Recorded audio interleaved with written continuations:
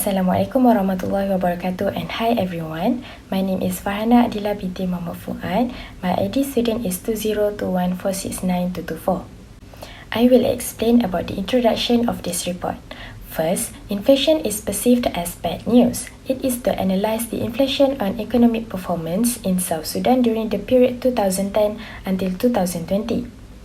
Other than that, it is to show understanding the causes of rapid price increases look especially relevant in the current situation happening in South Sudan, as high inflation can affect the economy, complicates policy making, can cause political instability, and has a massive negative impact on the poor. The last one is the issues found in the analysis of the trend that contributes to the cause of inflation. Next, unemployment refers to a scenario in which a person actively seeks work but is unable to find it. Many governments provide unemployment insurance to select unemployed people who meet certain criteria. Lastly, more unemployed workers imply lower total economic output.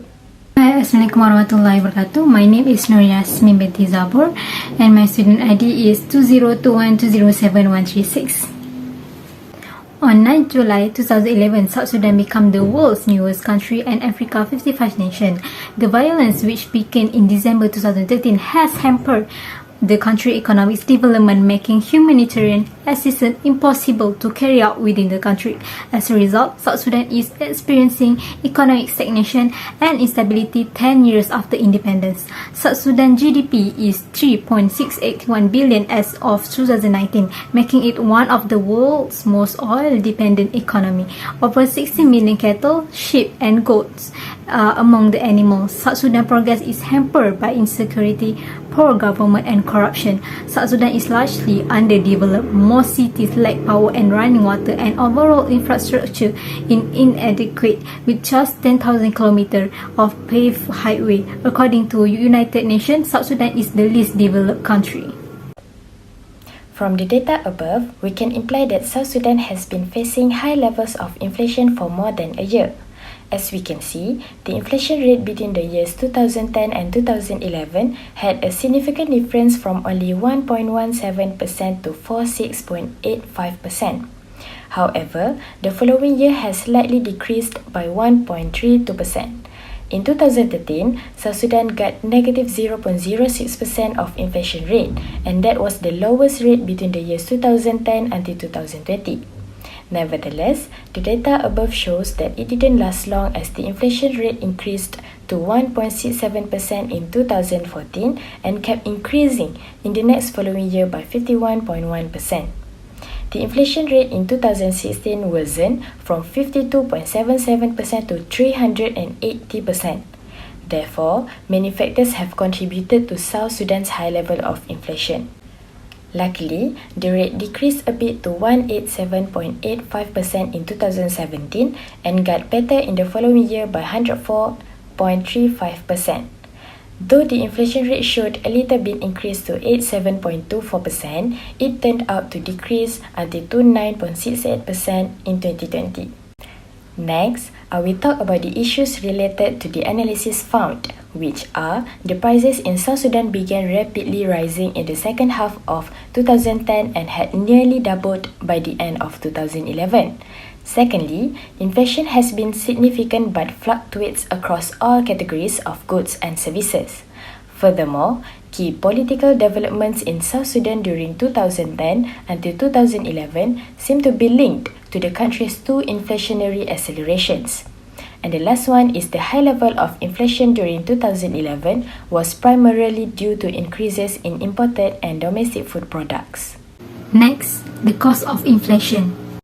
For example, increased government spending could be a major source of inflation. South Sudan yearly growth rate is expected to exceed 30%, and the government budget, which is already enormous, is expected to grow by more than 50% from the 2011 budget to final year 2012. With such rapid growth in aggregate demand, it's not unusual to see the government overheat, resulting in excess demand and inflation. The government sector makes up more than half of non-oil GDP and is the primary driver of the dramatic increase in aggregate demand. The combination of such extraordinary aggregate demand and inelastic supply caused by import restriction can easily lead to inflation. Furthermore, consumer demand is also expanding as a growing number of Southern Sudanese living in Sudan return to South Sudan. Increased demand brought by the influx of returnees will raise price in South Sudan, especially in the regions along the northern border, where many of the returners are now residing. There are currently an estimated 500,000 South Sudanese remaining in the Republic of Sudan, requiring them to leave the north or regularize their stay in Sudan. This will raise demand pressure, particularly in northern areas where price hikes have already been significant. Other than that, cost push inflation refers to a situation in which costs rise regardless of aggregate demand. Cost push inflation occurs when an increase in the cost of production decreases the aggregate supply, thereby resulting in a price increase. This is precisely the case in South Sudan, where the primary imports are cars, delivery trucks, other edible preparations, sorghum, and raw sugar. For instance, import of products from Sudan have been constrained during the past year due to restriction on cross-border trade between Sudan and South Sudan.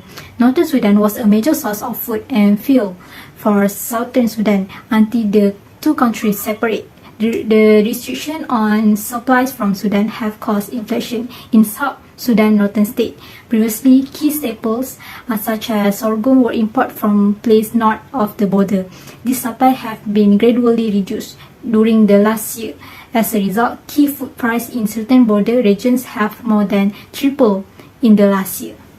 In addition, the high effect on fuel price imposed by border restriction with Sudan has also significantly impacted the country inflation.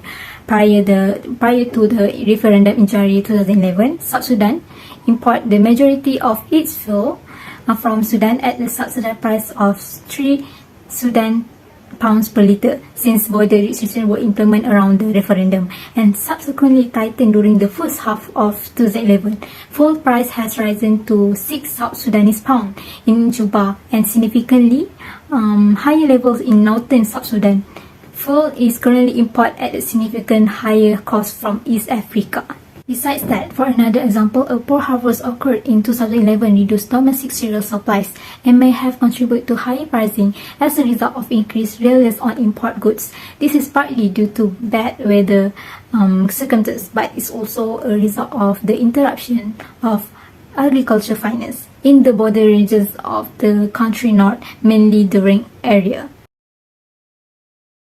Hi and Assalamualaikum. I am Farisha Aisha and I will continue presenting about Sudan unemployment. But before we go deep to the unemployment part, let me tell you more about Sudan. Sudan is a northern African country near the Red Sea. Sudan neighbors include the Central African Republic, Chad, Egypt, Eritrea, Ethiopia, and Libya. Sudan uses Federal Republic as their government structure, which means the president serving as both chief of state and head of government. Sudan participates in the Arab League and the Common Market for Eastern and Southern Africa. Sudan GDP is $188.39 billion and its GDP per capita is $4,217.22. 80% of the workforce and one-third of the nation's GDP depend on agricultural output. Sudan is the United Nations least developed nation despite its 44,909,351 population. The majority of Sudan citizens is Sudanese Arab, while other 30% stand for Black African including Fur, Beja, Nuba, and Falata. Sudan have more than 500 different ethnic groups who speak more than 400 different languages. Assalamualaikum to madam. My name is Edina binti Azman. I am from MBA 1113F and my student number is 202121274. Over a long period of its recent history, Sudan struggled with an unemployment rate that was more than 10%. We can infer from the information at hand that Sudan's unemployment rate is not distributed evenly throughout the nation. In 2010, the unemployment rate in Sudan was 15.9%, 2.2%, and it has significantly increased since then by 2.24%. Over the following 3 years, the number of unemployed people in Sudan increased, reaching 17.43% in 2014.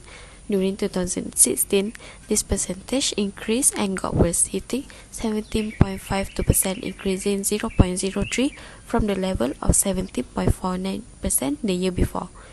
The unemployment rate reached that level in 2015, rising by 0.09%. The overall rate of unemployment increased by 0.01% in 2017 to reach 70.53%. The unemployment rate increased by 0.02% in the following year, 2018, after that. As time went on, the unemployment rate increased once again, suppressing the previous record high of 17.65% in 2019, and then increased once more in 2020, reaching a new record high of 19.65% after a rise of 2%.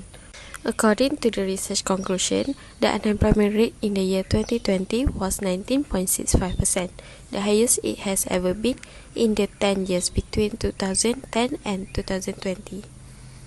Economic growth, which is the process through which a country's wealth increases over time, is the primary objective of all economic policy.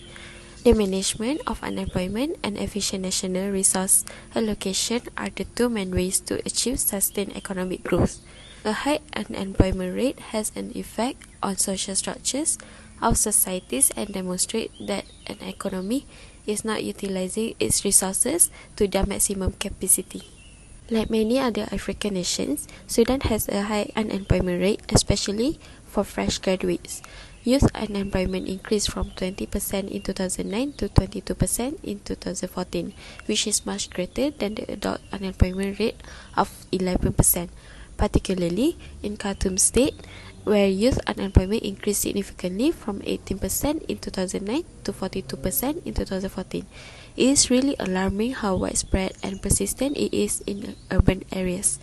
This shows that in 2014, more than half of the city's youth are unemployed. University graduates have had fewer work options due to a lack of economic growth. In addition, a lot of university specializations offer knowledge and skills that are not applicable to the job market. Insufficient strategic planning has been done to consider the market's needs for specializations and the lack of graduate job development. Sudan has one of the fastest growing economies in Africa from 2005 to 2006, with real economic growth of over 9% on average. According to the World Bank, Sudan is one of the world's newest major oil producers, coming in third place behind Nigeria and Angola in terms of oil production in sub-Saharan Africa. As a result, the structure of the Sudanese economy has lately changed. Rather than continuing to be mainly dependent on agriculture for development and export, it is now dependent on the oil industry. Sudan's economy, which was listed as having the 17th fastest growth in 2010, despite international sanctions, is a result of the country's speedy development, which was mostly supported by oil income. Instead, the South secession in 2011 had a severely negative impact on the economy because more than 75% of Sudan's oil resources were situated there. Economic diversification has once again taken center stage following the abrupt termination of the oil economy's peak in 2011. The country has also recently seen a massive influx of foreign workers from a variety of countries. This is especially true in light of the country's recent excellent economic growth rates backed by oil. Unfortunately, despite the fact that there are still a lot of native workers without jobs in the countries, these immigrants happen. As a result of the rising immigration of foreign workers, the national labour supply curve moved to the right. Given the hardness and tightness of the labour market, the rise of foreign workers would lead to further rises in unemployment rates and further decreases in native workers' living standards. Other than that, the government appointed a financial deflationary policy which led to the failure of several textile producers. In order to reduce the rate of public spending on development projects, reduce employment in the public sector, and raise tax rates. In order to limit bank funding, the government has increased the legal reserve ratio to the banks, which has led to job losses for those who work in the public sector. Last but not least, Sudan's weak economy, which was a result of earlier poor management, is left unprepared for challenging times. Before the COVID-19 outbreak, the country already had high unemployment, increasing inflation, and a lack of social security and safety nets for its citizens. This has also resulted in a massive brain drain of numerous specialists from the country. For instance, many health professionals from Sudan have moved to Saudi Arabia and other Middle Eastern countries. This has a significant negative impact on the Sudanese healthcare system, due to the fact that a sizable portion of Sudan's population currently live below the poverty level. COVID-19 is likely to result in more people falling into extreme poverty. In conclusion, it may be argued that Sudan's unemployment is caused by a variety of ability to relate factors that are interdependent. For instance, the demographic considerations have a significant impact on many economic and social elements. Abdel Maula, 2010, stated that in a poor country such as Sudan, with a fast population growth and a rising labor force participation rate, creating employment opportunities becomes the top priority for a strategy of poverty reduction and achieving all other Millennium Development Goals.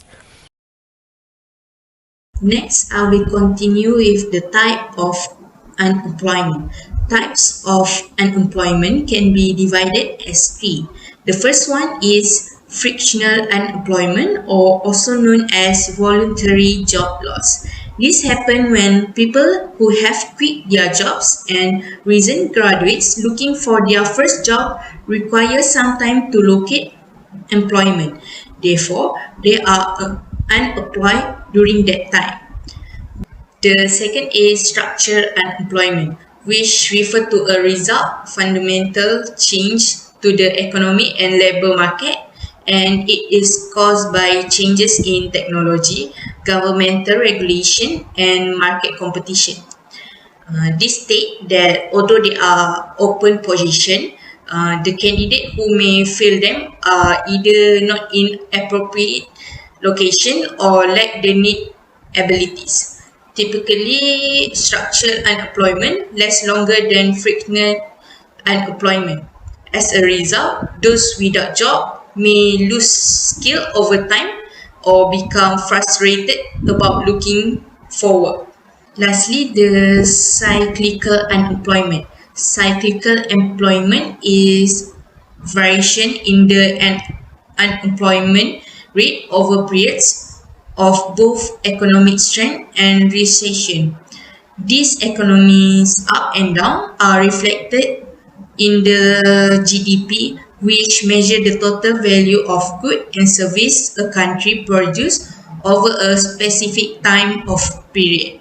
Economic policies are implemented by the government to boost the economy and eliminate this kind of unemployment. Production decrease when demand for a good or service decline. Because of this, there are less of need for firms to hire job seekers, which rise the unemployment rate. In conclusion, a popular method of controlling inflation is through contract monetary policy. The goal of contractionary policy is to reduce the money supply in the economy by lowering bond price and rising the interest rate. This helps spending because, in conclusion, a popular method of controlling inflation is through contract monetary policy. The goal of the contractionary policy is to reduce the money supply in the economy by lowering bond price and rising the interest rate.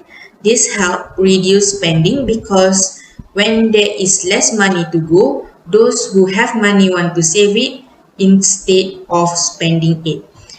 It also means less credit, which also reduce spending. Reduced spending is important during inflation because this helps economic growth and in turn the rate of inflation. However, to ensure that unemployment does not occur among graduates, University and college need to produce more graduates who meet the need in the industry of Sudan.